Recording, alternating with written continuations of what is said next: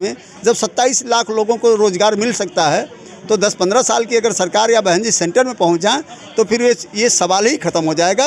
हम guarantee BJP की सरकार चल रही हो, भले कांग्रेस की लंबे समय तक चली, लेकिन गरीबों का शोषण तो यहाँ भी खूब हो रहा है। फाइट के लिए हमें 50% मेरा वर्कर तैयार हो कि अगर ये सारी पार्टियाँ एकजुट हो जाएँ तो भी हम उनका मुकाबला कर लें। इसलिए हमें उनको समाज की भी बात करते हैं। सर्व समाज में जो सताए गए लोग हैं, गरीब लोग हैं, वो भी आज बीएसपी के साथ जुड़ने को तैयार हैं।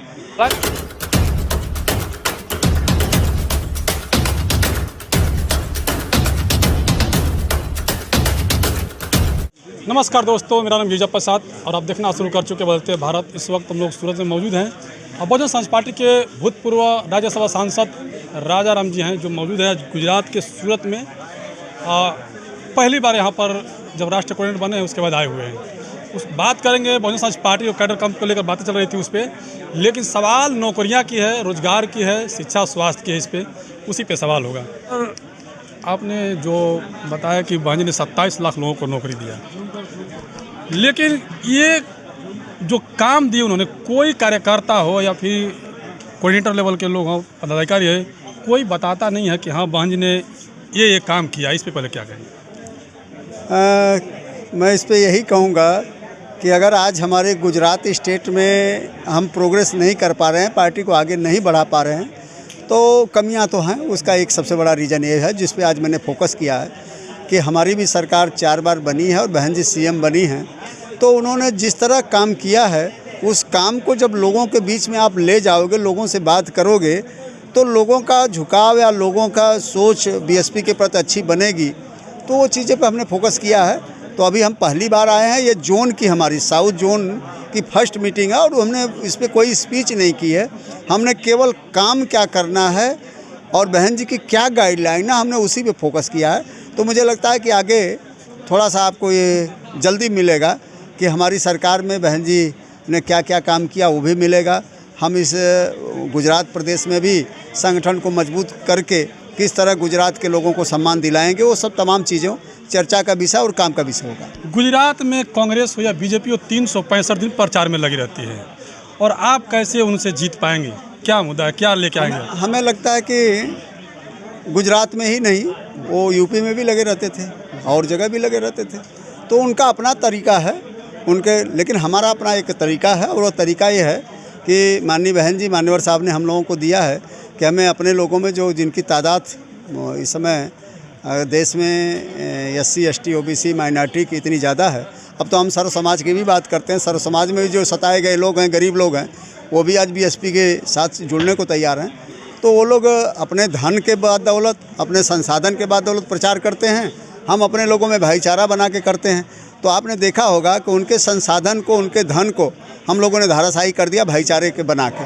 तो यहाँ भी कर देंगे, भाईचारा मजबूत बनाएंगे, उनका सब संसाधन धन खत्म हो जाएगा, नहीं चल पाएगा और बीएसपी का भाईचारा चल जाएगा और वो स्थिति हम बना लेंगे। कुछ लोगों का मानना है कि बीएसपी के जो कार्यकर्ता हैं, हमें जब चुनाव नज़दीक आता तभी निकलते हैं, बाकी दिन वो सोए रहते हैं। आज मुझे लगता है कि चुनाव तो नहीं है, कोई चुनाव है गुजरात में नहीं है, तो आज तो बिना चुनाव के हैं। तो भी अभी एक जोन का मैंने बुलाया और 60 नोटिस में बुलाया, तो भी अच्छी तादाद में आए हैं।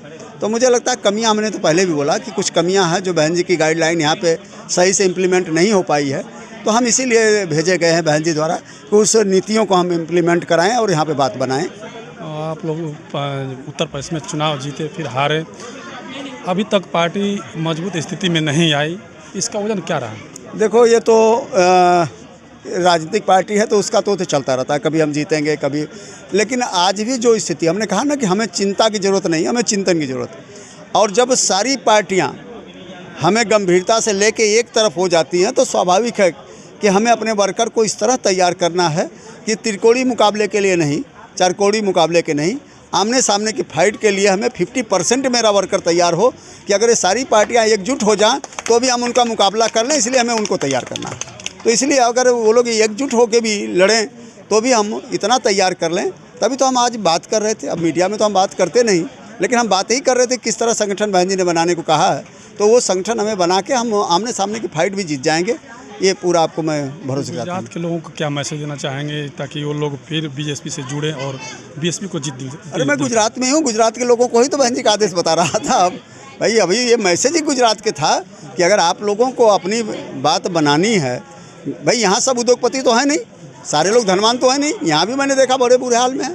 भले बीजेपी की सरकार चल रही हो, भले कांग्रेस की लंबे समय तक चली, लेकिन गरीबों का शोषण तो यहाँ भी खूब हो रहा है।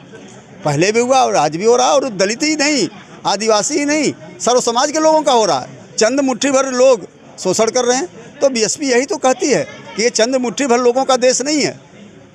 बाबा साहब ने संघर्ष किया, संविधान में अधिकार दिया तो चंद मुट्ठी भर लोगों के लिए नहीं दिया है। वही बीएसपी और बहन जी कह रही हैं कि अपने लोगों को तैयार करो और बोलो कि बाबा साहब ने सबको दिया समान का अधिकार दिया, तो उसके लिए संघर्ष करो। एक आखिरी सवाल सर, ये बीएसपी हो या फिर तमाम SC ST OBC minority upper caste के लोग जो हैं, गरीब तबका के जो लोग मजदूर हैं, जो उत्तर प्रदेश, बिहार, झारखंड, उड़ीसा से सब यहाँ पर आए हैं रोजाना, बीएसपी के जीतने के बाद मजदूरों के लिए क्या होगा?